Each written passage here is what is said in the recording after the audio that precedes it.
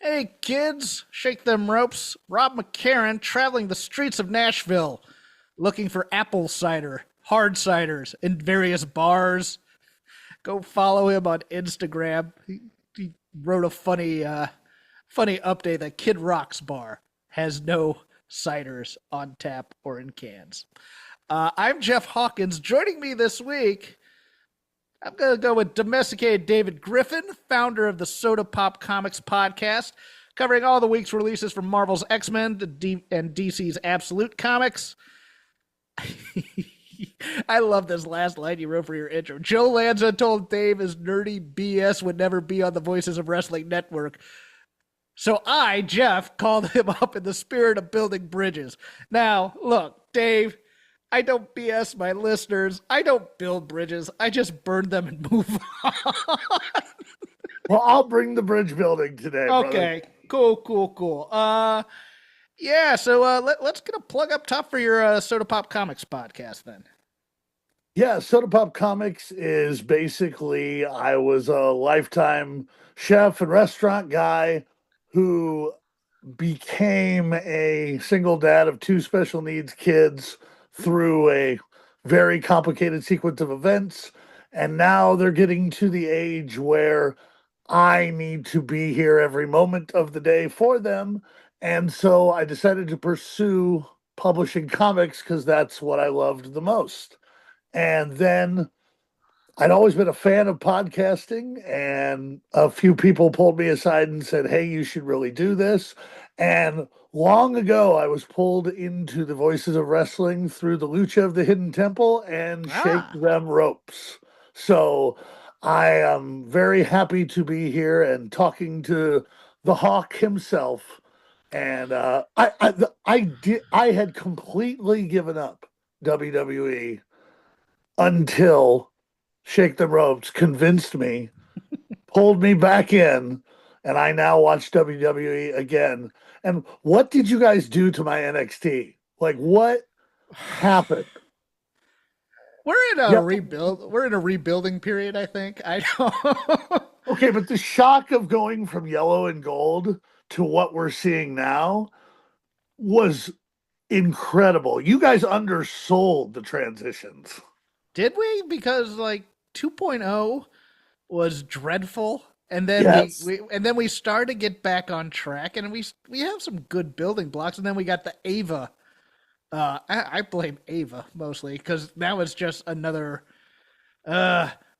baseless figurehead who's not very good at her job or as a character giving matches. Now before we get into the nuts and bolts of wrestling, what is how would I put this? What is your framing of wrestling? Like what wrestling got you into wrestling? What's your opinions on things? What do you like? Let's just give an overview of that before we go into that, because I don't know this at this point. We just kind of went with the show. So my parents were very, very religious, and I mean like fanatically scary religious, like living on a compound religious. Okay. And one of the few things we got to watch was wrestling. I don't know why. I don't know how. We didn't have a TV, but we would regularly watch wrestling as like some sort of harmless community interaction. And so all of my like the only normal memories I have from my early years revolve around Hulk Hogan, the Ultimate Warrior, the Macho Man. The Macho Man was always my favorite. I Okay, loved the Macho Man. So you were raised on WWF mostly in the 80s? Correct. Okay. Cool. I love your gravelly voice, by the way. I wish I had that. I could make money doing voiceovers and stuff. I just have this nasally thing going. So around what, the mid 80s, like the WrestleMania 1, 2, 3 and up type of years, or later Yes. than that? Okay. Yes. Cool. Now in my fandom, I have gone back largely at your behest to the I'm just telling you, like, the Vader Club is a service that many of us have enjoyed, and you have definitely been a great educator to me in great old time wrestling. Tell Rob, because he's just tired of my old time crap. Uh, But no, thank you. Thanks a lot. Yeah, I mean, like I said, I didn't get WWF for a long, long time on the weekly basis. I had to do it through videotapes, and I was a Crockett kid. So this will be kind of fun because I think we're roughly of the same age and whatnot. So the big story, I guess, coming out of this week was John Cena's last match. I don't know if are you a Wrestling Observer subscriber or no? I am not. Okay. Well, I don't know if you saw Brian Alvarez's comments on it or not, but I am mostly in line with him. Uh, and it made me think because at first I didn't mind the finish of the match, but then the more I thought about it, it's bad and it's bad for a couple of reasons. But basically, the thing is he gave up, where his whole gimmick for 20 years has been never give up. And the smile at the end, kind of the wink and nod, I kind of compare it to either, here's a couple of references, either John Voight in Anaconda after he gets thrown up by the snake and he gives that weird knowing wink to the people on the boat, Good comp. or Sean Connery at the end of Time Bandits, Wow. where the kids' parents have been like killed by evil and they disappear, and there's just Sean Connery, wink, nod, end credits, and you're just like, what? But the more I thought about it, the more I thought this ending, this ending was not triggered, but created for 30 and 40 something message board types because it almost feels carny in a way and kind of like the wink and nod of yes, this is fake and I was never this guy, or it's all a work, everything's a work. And I don't know if they meant the fourth wall breaking or not, but I wanted to throw that out there as a possibility. What do you think? I would conject that John Cena was saying to us that there are so many wrestlers who have done so many final matches and so many retirements, and this is not me. I am closing this chapter in the book that is my life. Stay tuned to the DC Cinematic Universe for more John Cena. It is in a guy whose career has been defined by Cena can't wrestle and all of the best and the worst of WWE. Like you can't separate the fact that the guy has never once anything has never once shown anything but support for Vince McMahon. And if that dude gets normalized and comes back, it's going to be largely because of Cena and how he just no sold all that stuff. And I think that he owned this match in that what Triple H said afterwards, as he was getting chanted AEW at him, which broke my heart for the guy. There was a day where I would have been one of those guys in the background doing that, but I have come back to see the numbers don't lie, and there is intense talent in what is done behind the scenes at WWE, if not always in front of the camera. But I definitely tend toward more of a work rate, enjoyment of things. The AEW aesthetic is something I enjoy a lot, but Hmm. John Cena's total control of having everyone in the palm of his hand.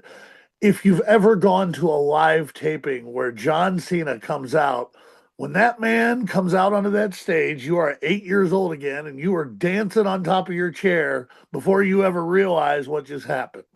And you can't bottle that. And that guy, maybe the fans didn't like the going out on their back that the tradition states. I think that was just his attempt to acknowledge that. He probably likes Gunther, probably thought they were giving Gunther a raw deal all through the beginning of the year and decided that's who I'm going to have tap me out.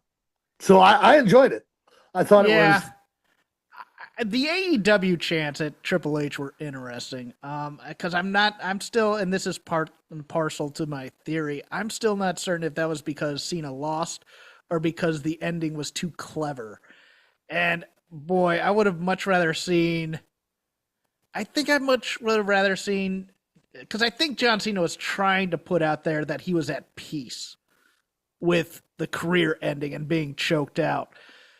Part of me just wants him to like look at a kid and say, "I'm sorry, I love you," and get and get that final choke, much like Flair. Have that kind of ending type thing in there. And I think that's it right there. Is that he is telling us this will not be the Terry Funk 20th final match.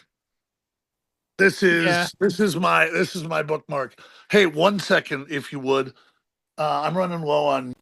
and David now has electricity in his computer. Didn't want him going power out while we're recording.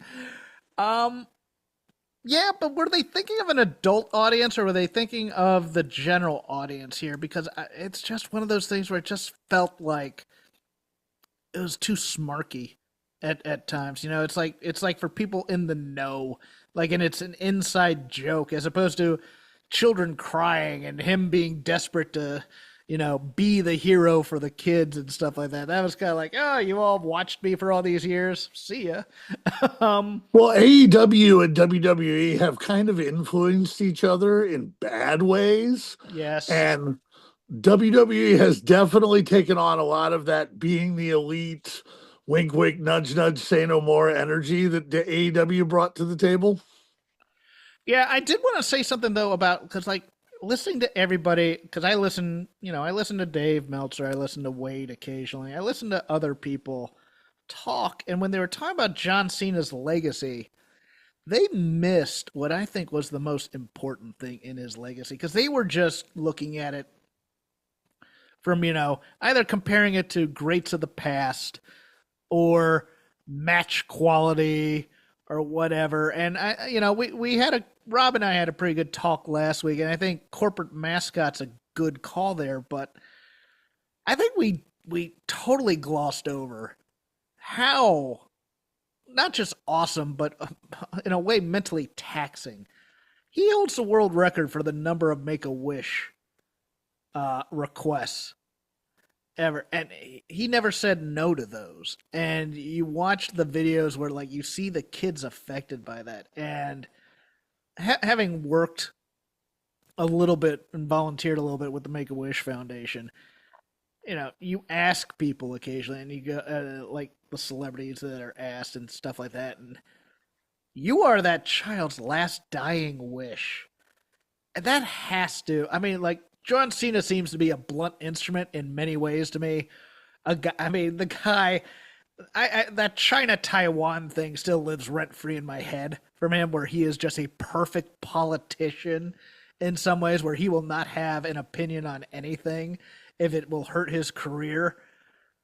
But doing all those Make a Wish requests, I just think that dude must have the mental strength of that I can't comprehend, to have to deal with. This is maybe the last time I see this child type of a thing. I don't know. I think we don't give him enough credit for that stuff. Yeah, that was for many years. I was a firmly Cena sucks member of the audience, and when I blamed him for what all went down with Punk, and I just thought that it was something that he had nothing to offer me. And then as I started getting back into the wrestling fandom and seeing that man through the eyes of my son, and how much it inspired him to love wrestling like dad did, and he was so motivated to. My son is autistic and really struggles with crowds, so we tried over and over again to get to a live wrestling event that he could stand, and we would go for as long as we could. And I just became very fanatically AEW at the beginning because I happened to be uh, at All In through the course of trying to get my son to be more involved. And Katie Hebner actually was backstage with AEW and was so incredible and accommodating to my son. And backstage, she looked out for him. And now, after her and how she dealt with him, we can go to wrestling shows. We can't do any other crowds at all, but we can go to wrestling shows, all because he associates that with kindness. And we tried going backstage with WWE once, and it did not go well, with the exception of John Cena being in the building, walking by, not seeing what he liked, and whispering to a few people, solving the problem, and walking on. And I've never forgotten that I saw for a moment the man who is in absolute control of his environment at all times. And he stopped and noticed my son struggling and with one observation fixed it. And he will always be that man to me, not the guy that Cena sucks, the guy who, underneath all of the weird pathos the man has, he's got something deep, something in that well, which has turned like Peacemaker into like my favorite comic book show. Yeah, like I will defend at least the WWE talent because my co-host on my show on Wednesday, Paul Fontaine, has a special needs child, and the talent there went out of their way to take pictures with her at hotels, and Nice. he has a good relationship with Becky Lynch through his daughter, and she just treated her like a queen, and we sometimes we focus on the nuts and bolts and not enough about the character people. And yeah, sure, John Cena won't condemn Vince McMahon in public, but I just think that's political. I'm sure he has a personal opinion on it, and I get that that makes him somewhat of a moral coward to some people. I understand that. But I'm not gonna ding the guy for that. After all, I mean, I'll ding the guy for that, but I'll call balls and strikes where they are, and people don't give him enough credit for all the charity work he did. So it's just one of those things. I'm going to be sad to see him go because it's one of those things where it feels like there aren't those guys in wrestling because even with Triple H running WWE now, you're not going to have that top of the line brand guy. You're going to have various guys, and Triple H is going to decide who gets their turn here and there. And there's not going to be the mascot of WWE per se. Cody's close. Don't get me, and Roman is still around, but Roman being part time does it. But so Cody is, as he said tonight, QB1. But those types of guys don't grow on trees. And Cena was a blank slate in so many ways that he was perfect for that time in that post Hogan. Okay, we're moving on from the new generation and the Attitude Era, and we're trying to find something that takes us back, but something that takes us forward. He was just a man there, and I still wish AEW would find a guy to focus on, and it drives me nuts that there's not a Cena type guy with a great work rate and can cut a promo in AEW that would satisfy the various factions of the AEW audience. I think Strickland can grow into it. Okay. I after this week because this gets into my thing. Every show this week, including tonight's SmackDown, had a great promo on it. CM Punk had an awesome promo, I thought, on Raw. Gunther as well. Gunther just the one line, "I made you tap like a bitch," and he's out. And I'm like, there you go. There's my star. Ricky Saints on NXT. God, he is so miscast as a babyface, and now that he's a heel, he can be that natural, cocky, undersized, almost a dandy in some ways. Because, man, what wrestlers talk about how they smell? Cody tonight as Oh, well. Daddy, that too.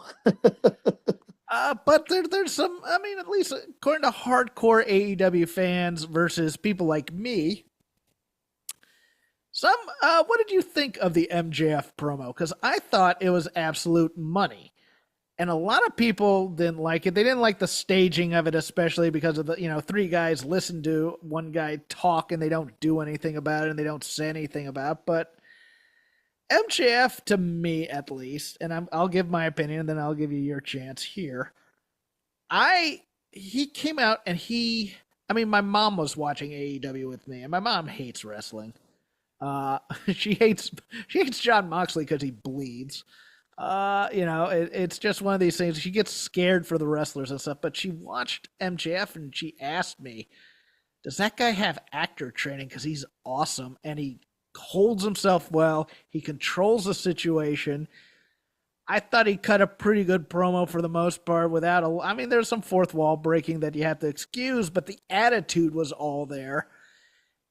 And except for Joe, I don't think Strickland or Hangman can hang with either Joe or MJF on the stick. And I think that's a problem. And I think it's because they haven't had, the reps. And it's one of these things where, like, I found Hangman to be such a weak champion, and I still do. And I think he's a good. I mean, yeah, sure, he's the emotional emo cowboy, but let's show some sack here, and really, because like when he starts a promo and he has his emotion and he starts in the middle, he's awesome. But this exposition crap he did this week, that's old Hangman, and I hate that. Swerve feels like he's trying to put on an aura that isn't exactly there. I don't know. I mean, he's trying to be cool at the same time as being violent, and it's not working for him. I wish he would just pick the violent choice and go with it. Joe's going to be Joe. Joe's going to be awesome. But MJF came out here and eviscerated everybody and left. And I was shocked that they made this a four-way. But is there any way you put the title on anybody other than MJF after this show? No way. No way, Jose. That's it's got to be him. I think that Joe gets to pick whoever takes over, and no way is it going to go to Hangman. I'm with you on the one of the most overrated wrestlers working today. I did say that. Now hold on. Don't get me in trouble here. I think he works well. I just don't think man, his whole and I said this before and people got angry at me. He has beta male energy. And I just think that's bad for a wrestling champion for the most part, because everything you do, it's like, okay, you're a comic book guy. It's like having a hero who is kind of one note, so all of his personality is going to come through his villains, kind of a thing. Like, I mean, I'm not going to say Wally West Flash, but Wally West Flash. Maybe even Barry Allen, maybe just Flash in general. Oh, he runs fast. Okay, who do we have? You have the Rogues, who are all personable and stuff like that. I find him to be so milk toast and white bread, and it's like, you're a hangman. I want the cowboy shit. And he only gives it to me in short bursts, but when he does, it's awesome. But that needs to be the character all the time. And I just go, and for Swerve, he's doing exposition all the time. I think that's his problem. Instead of, how does he feel? Because he's trying to keep I'm stoic, I'm this, I'm that. No, let me know how you feel, and then I can get into you. Instead, it's, I thought MJF comparing him to Diddy and saying he was a bad rapper. I'm just like, my God. Which my mom wanted to know why the hell Nana was dancing all the time too, but I couldn't explain that, to be honest with you. But yeah, I sorry to power talk here. I'll cut myself off in a second. But MJF just came out there, ruled the roost, left. I'm like, why are you not building this entire company around MJF and Mercedes? Those are your two stars in AEW. I get the work rate people. I get the Continental Classic fans. I find Continental Classic about as enjoyable as watching an industrial film, to be honest with you, because it's just it's fine. It's good wrestling, but it's like, and this is where I get, and we may have a bit of a tete-a-tete on this. I watch pay-per-views for the good wrestling. I watch weekly wrestling for the build and the heat. That is my thing. And I get that people, well, don't you like wrestling? I go, I like wrestling, but this is emotion. It's cromulent, emotionless, well executed choreography. And I love the Pac Fletcher match, but I don't know why these guys want to be in this tournament and why, how they feel about each individual match, because that's all going on their social media and YouTube and sometimes Collision, I guess, which I don't watch all that often. So I don't know. Anything you want to take me apart on that, you can go for it. Oh man, the Continental Classic is unapologetically just a G1 tribute band, and it's a lot of fun that where they actually pay some attention to booking ahead of time instead of just whatever we felt like that week. Okay, And hold on though. Where's the fun? Is the fun in everybody going through the scores and wondering what's gonna happen next in the match in the ending, like playing like Booker or something? Because I'm just like watching. I go, why would a 13-year-old enjoy this? because it is not for the 13-year-old, it I is know for that it's too. for the fantasy football guy, it's Okay. for the people watching Stephen A. Smith. It's meant to draw in that demographic. That's what I think it's for. Okay. No, I get that. I had a thought earlier today, and I think because so many people like the fans of AEW love AEW for what it is. But how long are those fans going to stay around once like the Kennys retire and the Bucks retire and they don't have I mean they have, young guys, but they're young guys who do wrestling matches. Once and no young people who watched wrestling, like I don't know what got you hooked in wrestling, but for me it was promos and the fake fighting. I liked the heat. I liked the feud. Oh, these guys will fake fight, or and they'll talk trash, fake fight, and they'll be doing it the next week, so they weren't actually hurt. Okay, cool. Kind of a thing, or pretending to be those guys. Nobody ever. I've never heard of children who like go and want to do like a 5-star match out on the field, like on the football field or something like that. It's just one of these things where I get worried that AEW is going to age out their audience as their talent ages out. And you're just gonna be I don't know. I guess I'm worried that there's no emotion in this product, that it's just out there and we're doing this wrestling and here's the matches. And we'll have a little bit of an angle here and there, and the timeless love bombs will do their thing and you'll laugh. I mean, I guess that's okay, but it's still one of these things where it feels like an emotionally cold product to me. I don't know. Maybe it's just me in terms of interacting with an audience. It's like here's your wrestling match. Now go rate it and compare your star ratings with your friends. you know? No, you're not wrong. It's designed for Twitter. It's like wrestling for Twitter.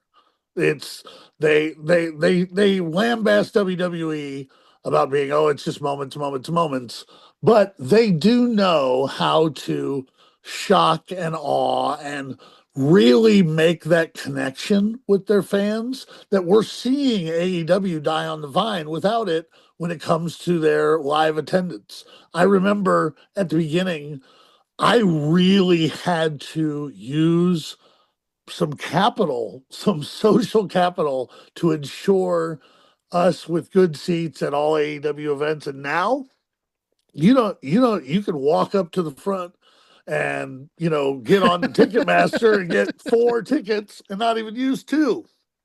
It's Yeah, wild, man.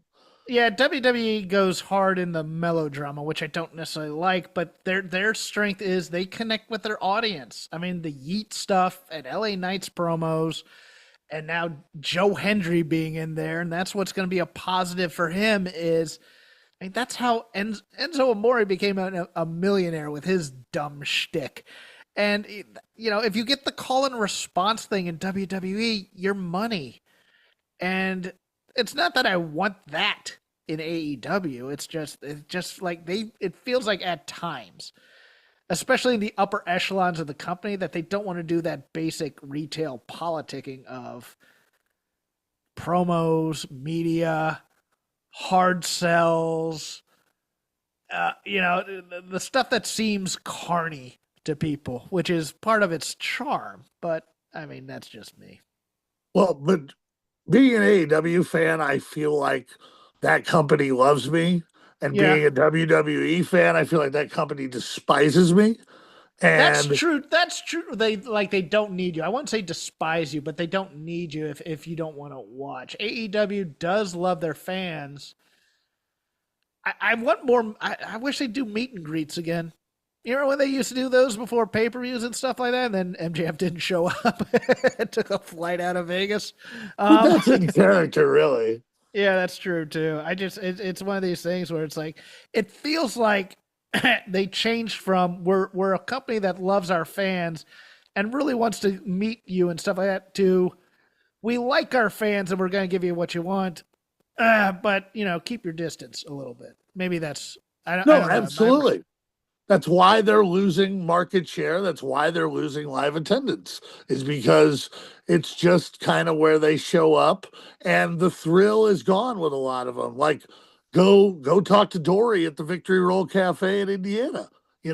She'll tell you that like the bloom's kind of off the rose, and maybe it'll come back, but they are thinking about developing that fan base out of these originals that were connected with everything, but they're building it falsely. Like you were talking about Hangman. Hangman's supposed to be the woke cowboy, but his whole character is a guy who lynches people, and his longest standing antagonist is happens to be an African American man. Like Wow. you're not really going to have a believable character of the woke cowboy with the hangman. I'm sorry. It's like how many of those guys have you known over the years who want to talk about, "Oh, I'm a feminist. I'm a feminist. I'm a feminist," but then you see them like have more one night stands and more abusive crap with girls. It's like they're compensating.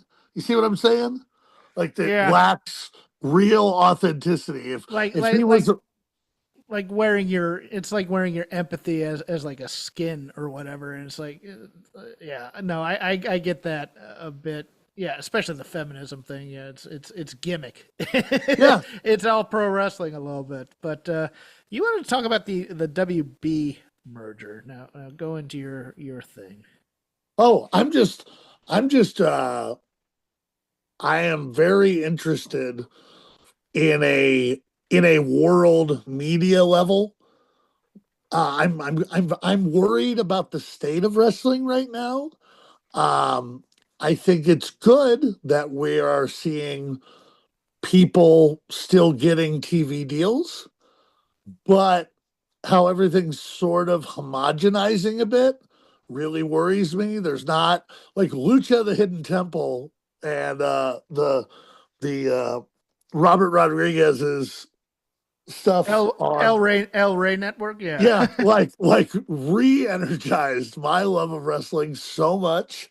And so it's weird that a lot of the guys I really liked back then are now all AEW guys. And so that's really what's keeping me hanging on to, and what brought me over to WWE, because I had to keep following the Lucha Brothers. And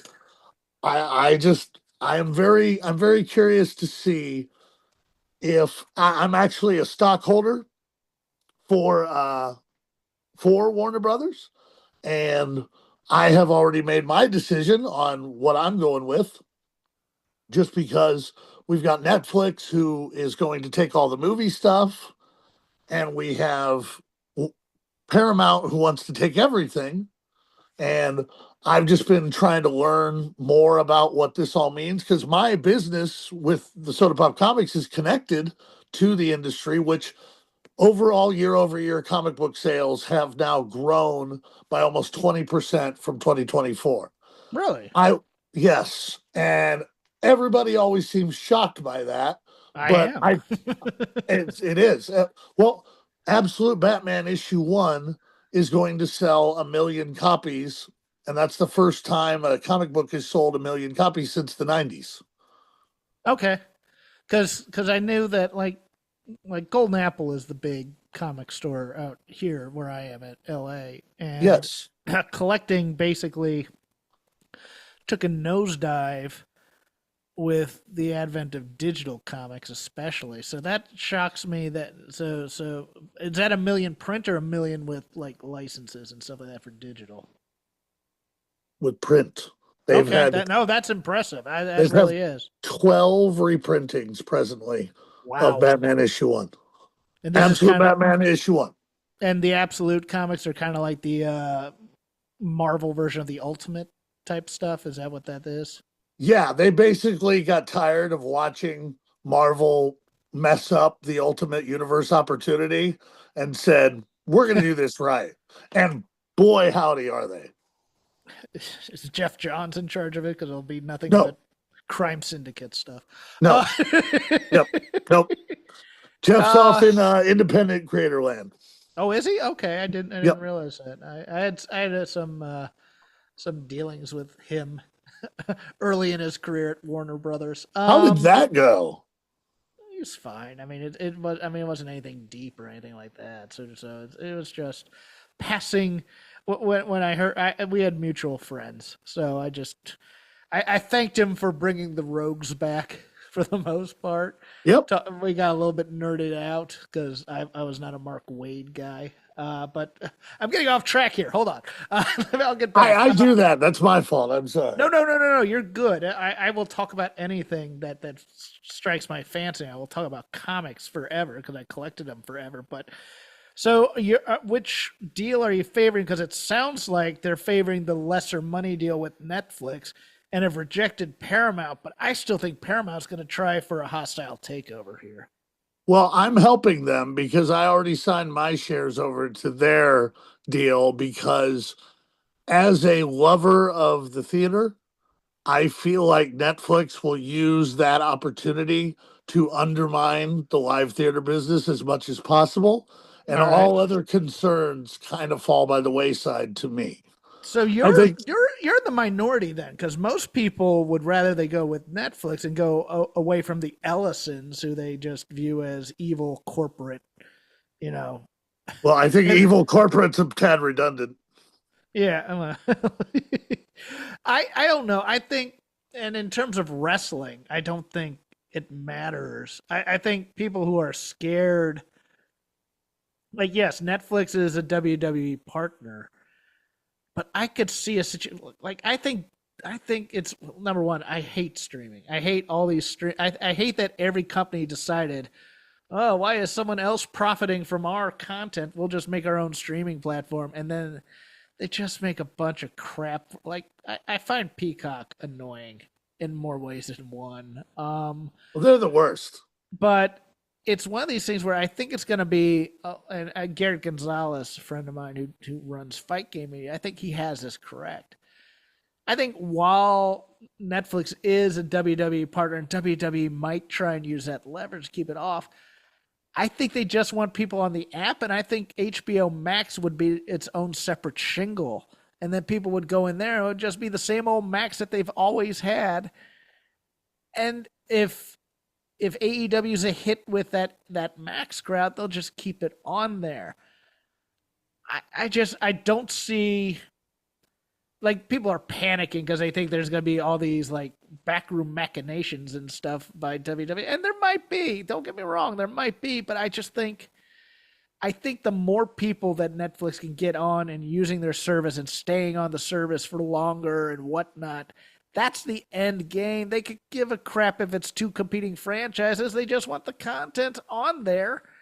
And look, I loved Netflix when it was a DVD business. When they went to streaming, and when they eventually got all their movies taken away because all these other people wanted to keep it, and they started buying they start buying all this disposable crap, and every Netflix documentary they made, it was like Sam Cooke, he was killed but was he really killed by the government? There was always that point in a Netflix documentary where they'd always ask if it was a conspiracy, and you're just like, no, these things are straight ahead. I don't like I don't view Netflix. I mean, Netflix has some good movies and they rotate them out, which is good, but most of the stuff they buy is cheap and disposable, and that's how they like it. I mean, let's buy this show from South Korea and redub it and put it on there, and it becomes a hit. I don't share people's panic over WWE and AEW being on the same service because I don't think initially there'd be a problem. I really don't, but I could see one, but I really don't. I'm not panicked about it. What about you? No, panic. No way, guys. You don't think Cody Rhodes and Ricky Saints aren't dying to go storming into a load up to the Forbidden Door? Like, That won't happen. That won't ever but happen. but you never say never, man. Like I'm always excited for the possibilities of wrestling. I'm not one who's a doomsayer. I have loved wrestling my whole life, and I am not alone. And the cream will rise to the top, no matter what the corporate evil machinations behind the scenes at TKO, which I think are extremely valid concerns. There's nothing wrong with that. Those guys are just killers, man. Though they are, when you talk about Shark Tank, think about that board of TKO. Yes, yes. No, I mean Shapiro, uh, yeah, Khan. I mean, I kind of know some of the Khan family through comedy writing. Yeah, it's yeah, The Rock, but the Rock's just gonna do whatever will pay him. Um, He's coming back yeah. for Saudi Arabia next time, right? Oh, For the next WrestleMania, you know he's gonna. I think now that Cena's gone, he'll come back and do a match, which sucks because it should have been that last match should have been Cena and The Rock, and it should have been Cena beating The Rock, and it's just going. And this is kind of very lazy rivery, so this is nice. Boy, wasting half of that guy's last year on a stupid heel turn that they didn't want to follow through on just pisses me off over and over and over again because the heel turn was majestic in its execution, and then they had nothing because John Cena didn't really want to do it. Rock wanted Cody. Travis Scott wanted to punch people in the face. Oh, Just I mean, given his history, that's you gotta have realistic expectations, you know. anything that you watched this week that you want to bring up? Well, I would have to say that I am I've been rewatching a lot. Well, the second run from Samoa Joe was such a pleasant surprise to me. I never get over the legitimate, like I feel like WWE surprises their fans in sadistic ways, and AEW surprises their fans in like very surprising fun ways. And I never ever ever would have thought that they would pull the plug on that Hangman reign and give it back to Joe, who I didn't is either. yeah, he has been so underrated in his appreciation, and I think they're finally saying, "Hey, show us what you want to do, Joe." And I hope he stays on creatively moving forward. I would really like to see that. I would my you were talking about the things that I like this week. I like the direction of the commentary that we're starting to see in they're moving farther and farther away from all Excalibur all the time. We're getting a lot more Nigel. We're getting a lot more Brian Danielson. Like what do you say? The um uh what is it? Plug me in or hose me down or something Hose. like that. Oh, I say hose me. Yeah. Yeah, that's the Brian Danielson sitting there on that announcer's desk. That's a not, hose me down every time. I love it. So that's where I have hope moving forward is that the some of the older stuff. If they're going to do the Legend Killer gimmick with Gunther, I've loved him since Walter, so Yep. I'm fine with that. I really hope that uh, guys like Ricky Saints and Carmella Hayes, because like if Ricky Saints and Ethan Page aren't on NXT, I don't know how I can keep watching it. The whole thing where they jump before they punch. Once you see it, you can't unsee it. And the other thing that drives me absolutely insane is when they roll off at like 2.5 because they know that's the end of the match. Yeah. It's so just it it just almost makes me like nauseous every time I see them do it because I know they're teaching them to do it. Well, Everybody yeah, shouldn't be yeah, doing it. yeah. There's that, and it's like it's a little bit of like the Kenny and the Bucks selling in that six man, and boy, I loved Hechicero in that six man. It was such a that dude doing the little things to play Peacemaker and in character the entire time. Don't get me wrong, like Okada and Takeshita were great, but just Hechicero doing the please stay friends because I want to win this match type of stuff had me howling. I was fascinated though. I going back to NXT, I do think they have a very good women's division down there, I don't know. especially. That botch of the year I might not see. support that. Well, see, everybody's calling that a botch, and I didn't think it was at first, and then my guy at NXT told me it was. But at the same time, it's one of those happy accidents that needed to happen. Because again, this is a Brian Alvarez point as well, but I am with him. They wait too long to belt people down there, and I think that's a old school Michael Hayes and Shawn Michaels and Triple H both kind of agree with him here that if you're under 21, we can't party with you in a bar. So we can't take you on the road and we can't take you to TV because you won't be able to hang with us after the show. You'll have to stay in your room and play video games or something like that. Thea Hale's been there 4 years. I mean, she was on an AEW Dark before she got picked up by them. And she has been great. And I hope they're just not going to ping pong the belt back to Blake Monroe. I Oh, don't. you know they're gonna. Come on.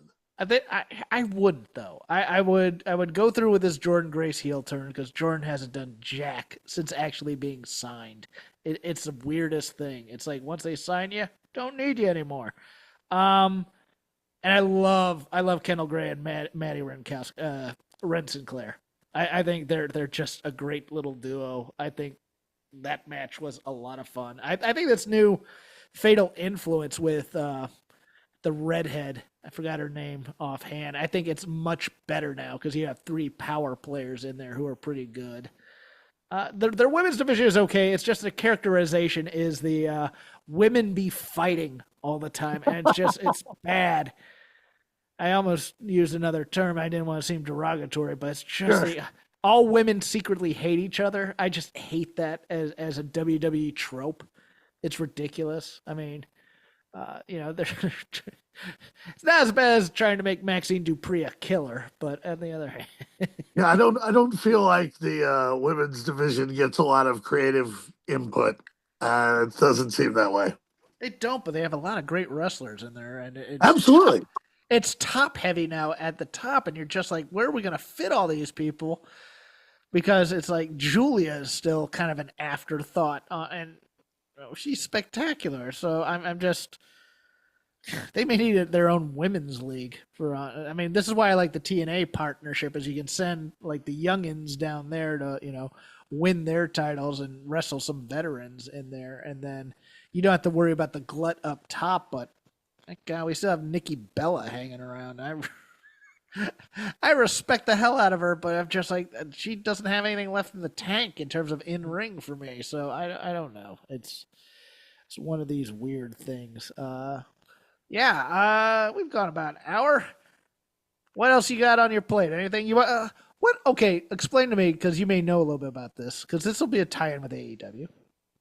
What are the crossover comics with DC? What are they doing exactly? Well, I think they're going to tie it into the current event of DCKO. They have And that so base. and that's the fighting thing that they're doing, kind of like Street Fighter, like almost like Mongols War World or something. Is Well, that it's tied what it into is? the absolute universe and how it was created. Okay. The absolute universe was created when Darkseid died. Oh, And Darkseid has always been the thing, and it created such a wave of force that basically Darkseid had decided that he was going to embrace this anti-life equation, and that he stole the powers of the Spectre and then attacked the Justice League head on, who killed him. But it like released this wave of Omega energy that was so powerful, it created its own universe that Darkseid is the god of. So we now have him having marshaled all his forces coming to attack our heroes in the main DC universe. And they have found the heart of Apocalypse, which was the thing that made Darkseid so powerful in our world. And now, whoever is chosen as the new Omega King of DC will be the one who can defeat Darkseid. And I think they're getting ready to sunset Clark. That's my guess. so the anti-life equation still exists, which means there's probably an anti-monitor in this universe too. Well, well, no, it was basically it created a universe that was like they always talked about the dark multiverse. Well, right. imagine a world created by Darkseid, and like all the heroes are nerfed, all that like Bruce Wayne grew up in Crime Alley. Right. He's not, it's all of them are very, very depowered, and all of the villains are just juiced. They're so powerful now. They're all Bane. Everyone's Bane in this world. Uh, can I just say, look, the first two comic books my father ever bought me were Crisis 1 and 2. Nice.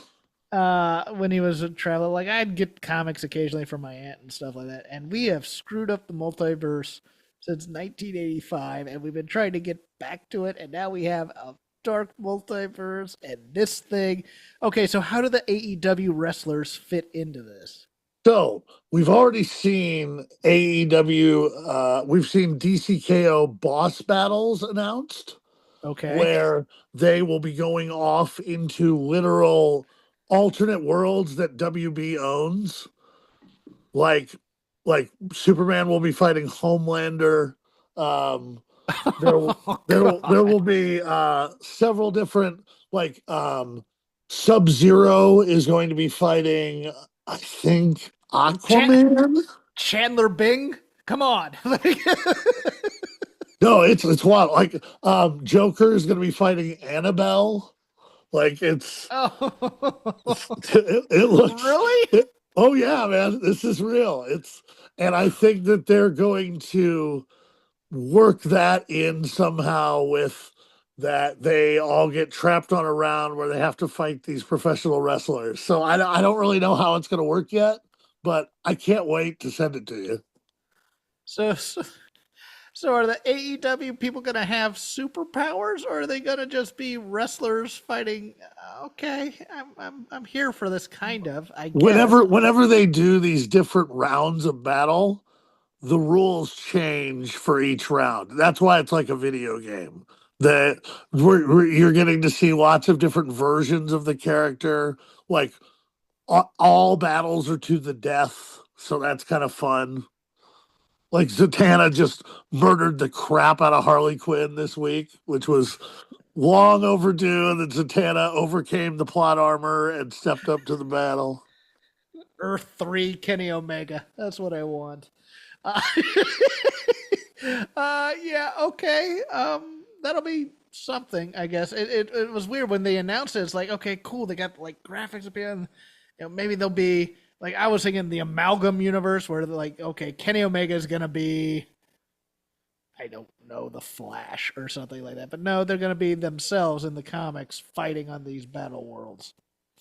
All right, let's see. Let's see who's writing it.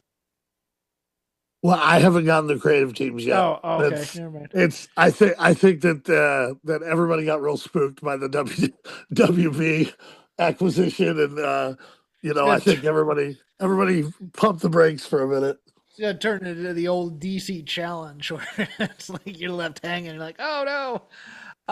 Cool. Well, this has been fun. Let's get your plugs in. Give some links to whatever you want, and any social media you want people to follow you at. Yeah, guys, just check us out anywhere you download podcasts. Soda Pop Comics, and it's spelled Comix. We cover all of the releases from the Marvel's X-Men line and DC's Absolute Comics, and we argue and argue and argue about wrestling for no apparent reason, just because we like talking about it. Thanks, everybody. Be sure to like and subscribe. We are sponsored by Funko.com, and we give Ooh. away a new Funko every episode. They've been giving us the Bitty Pop toy sets that have been coming out. We got all the convention exclusives this year, so we've had people joke about we listened to your show for the eBay, and it's we got our first celebrity endorsement today. I got Jewel State. Kaylee from Firefly sent us a endorsement video talking about her upcoming interview, and I just had to share that moment of victory because I made a joke one episode that the purpose of the show was to interview all of the living members of the Serenity crew, and apparently someone put that in front of her. So, Jeff, this has been um, a real affirming thing. This has like Okay. been it's been a real validating thing, man. Because The pause I've looked. the pause there made me nervous. This has been No, real. Oh no, God, I'm no. just trying to. I've been trying to not fangirl out on you, buddy. But Nah. you are someone that I have considered a kindred spirit who dragged me kicking and screaming back into the WWE, and I am just thankful for this opportunity. And I hope I get to talk to you again soon. And thanks to everybody at Voices of Wrestling. You guys are my heroes. Yeah, thanks a lot. And since there won't be another show beforehand, I don't think, we're gonna try and get another one out before the end of the year. But Merry Christmas and Happy Holidays, kids, from Shake Them Ropes. Talk to you later.